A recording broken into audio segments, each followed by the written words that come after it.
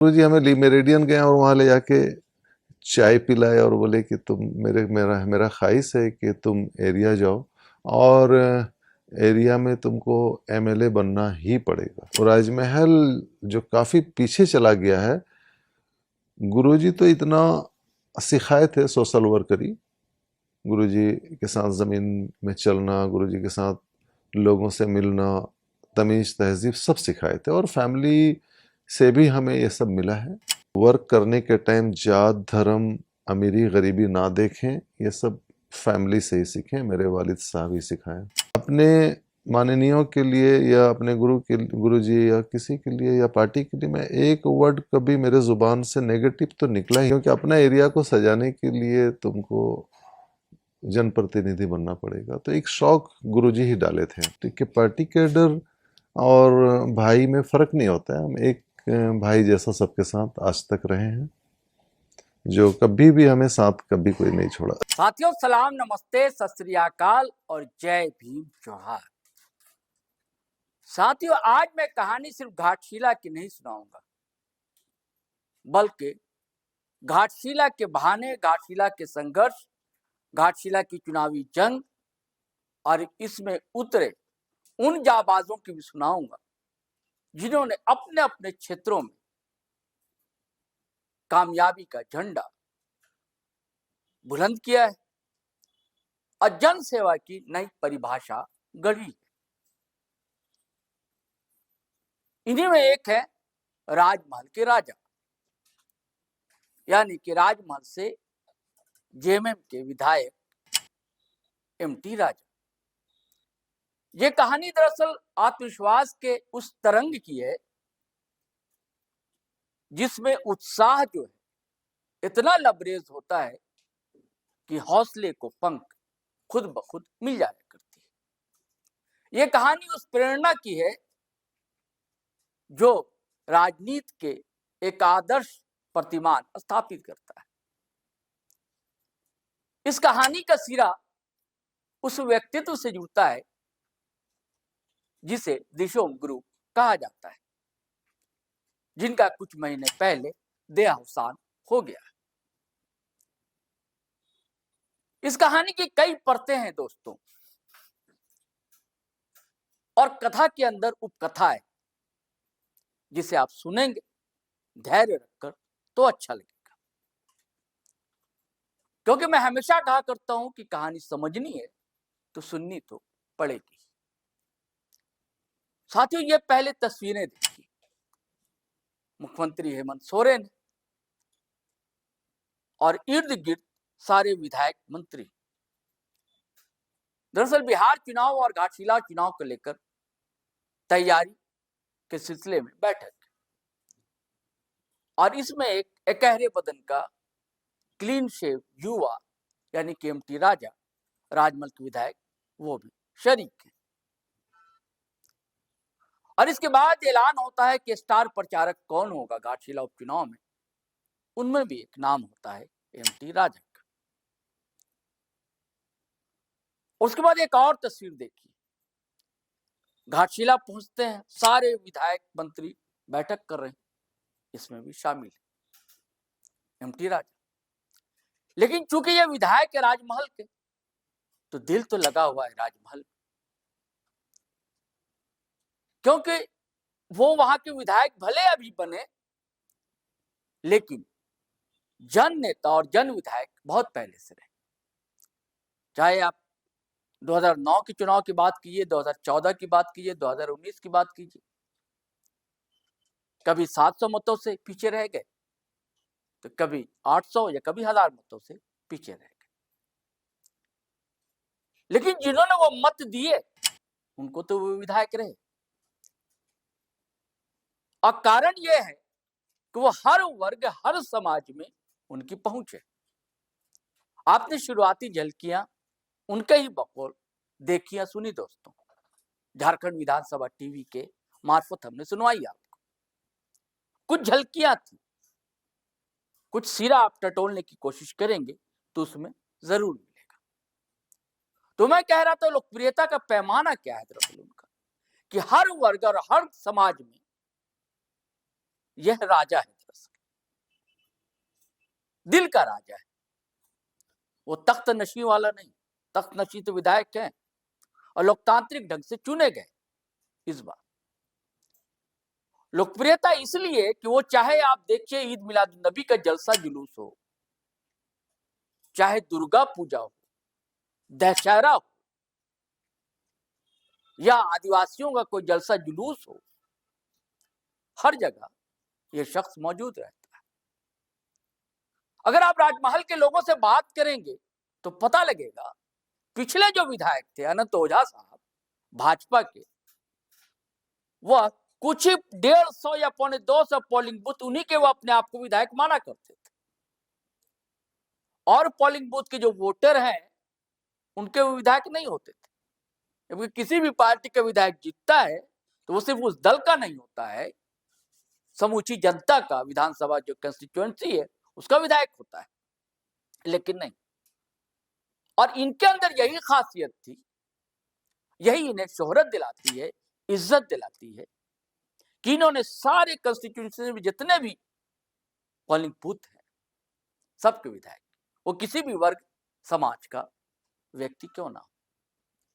क्योंकि अभी देखिए, आपको मैंने बताया कि घाटशिला के होटल में बैठक की, उसका याद आया, फिर राजमहल भूल कैसे सकते, पहुंच गए।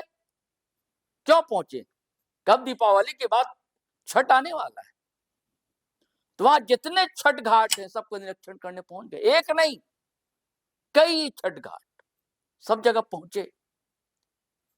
संबंधित अधिकारी को जो जरूरी ताकीद करानी थी, निर्देश देना था, वो दिया। और उसके बाद फिर पहुंच जाते हैं कहां? घाटशिला। मैं घाटशिला की चर्चा करूंगा दोस्तों। आपको जिस बात से शुरुआत मैंने की थी कि इस कहानी का सिरा जो है उस व्यक्तित्व से जुड़ता है जिसे दिशोम गुरु कहा जाता है।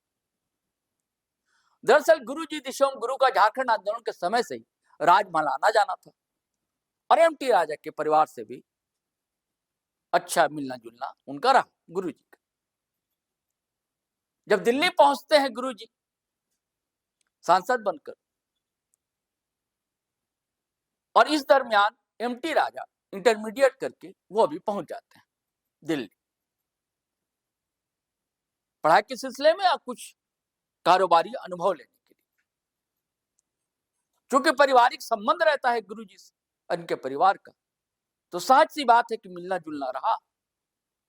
और एमटी राजा बताते हैं कि उनके पास एक काली जीप हुआ करती थी, उसके साथ हम लोग घुमा करते थे, जहां जहां गुरु जी को जाना होता था जाया करते थे।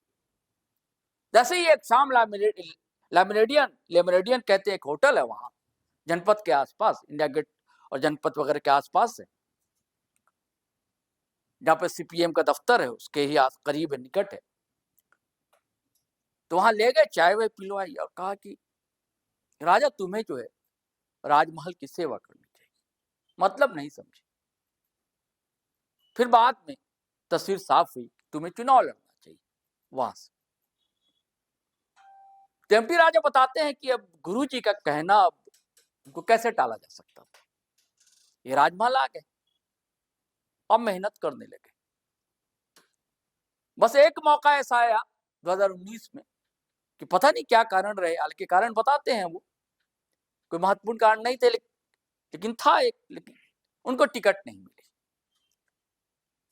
कैडर तो है इनके पास, तो कैडर से सलाह मशवरा किया, तो कैडर ने कहा कि आपको चुनाव लड़ना चाहिए।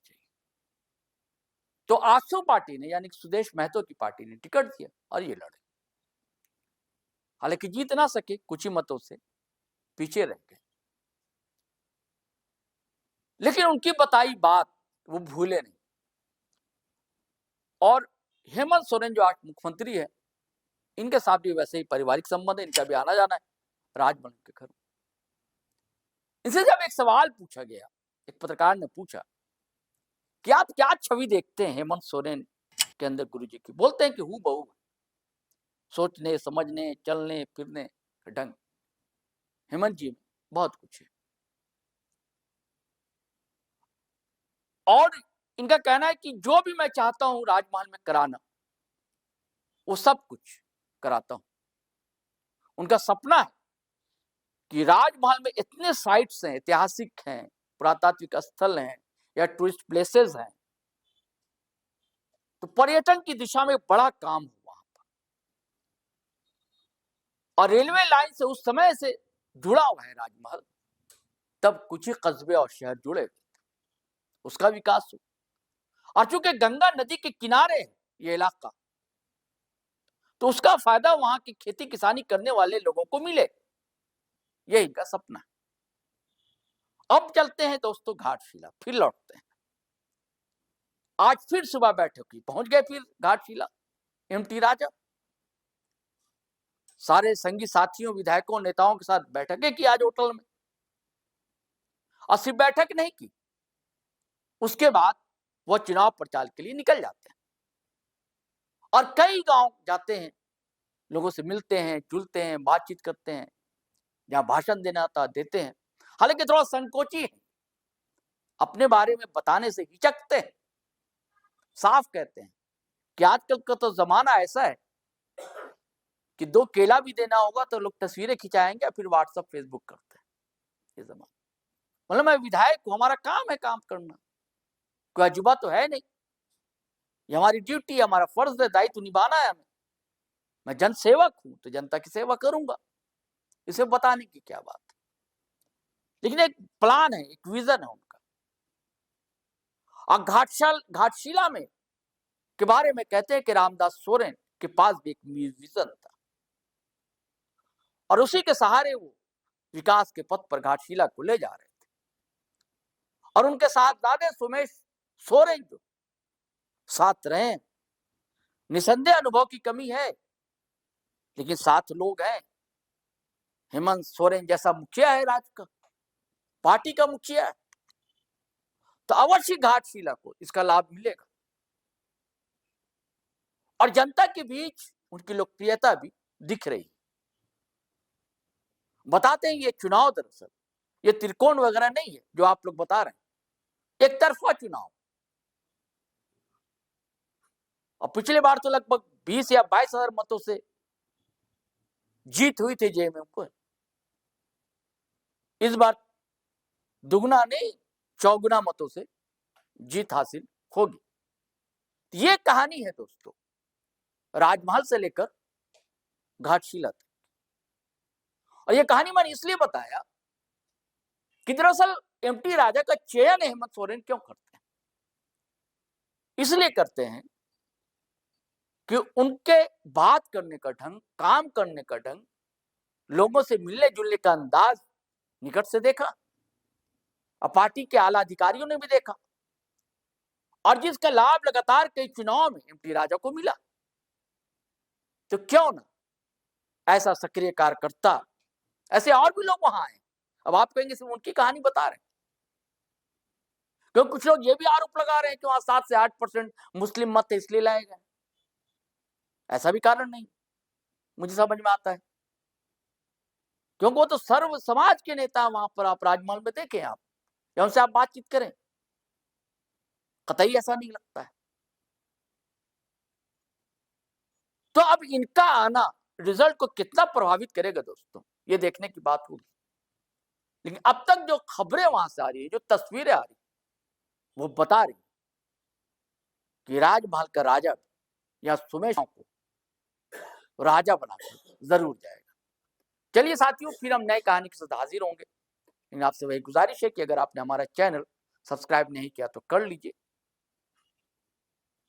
और वीडियो धड़ाधड़ फटाफट खटाखट शेयर कीजिए, लाइक कीजिए, कमेंट कीजिए। आज्ञा दीजिए, इजाजत दीजिए। जय हिंद, जय भारत।